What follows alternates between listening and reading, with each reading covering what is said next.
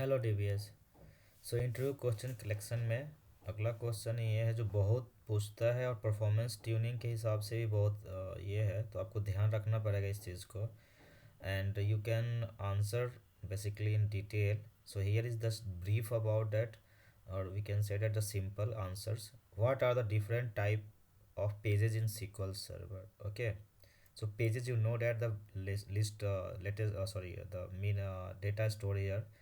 So a page is a unit of storage where size is configurable on the system wide, database wide, and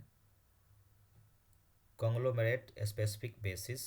Okay, by default the conglomerate grows on page at the time until 8 page of user data has been allocated. Okay, so the different type of pages: data pages, index pages, text pages, global jam, that is global allocation mapping, sjam, that is shared global allocation mapping, pfs, that is page free space index allocation map IAM, and bcm, that is bulk change management, bulk change mapping or map, and dcm, that is differential change map. So these are the nine pages in SQL Server. That is very important.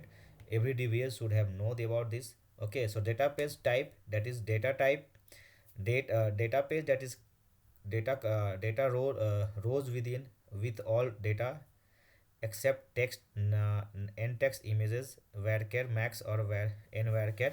Okay, index means index entries, text images, large object data types, global or SGMA or GMA, that is information about the extent allocations.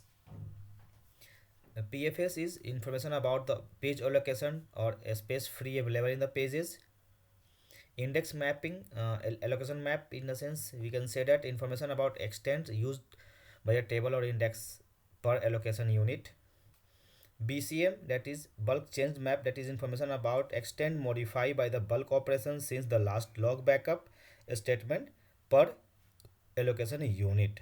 Or DCM, information about extent that have changed since last backup of databases statement per allocation. So these are nine pages in SQL Server. Hope you understand it. So you like, comment and share. Thank you.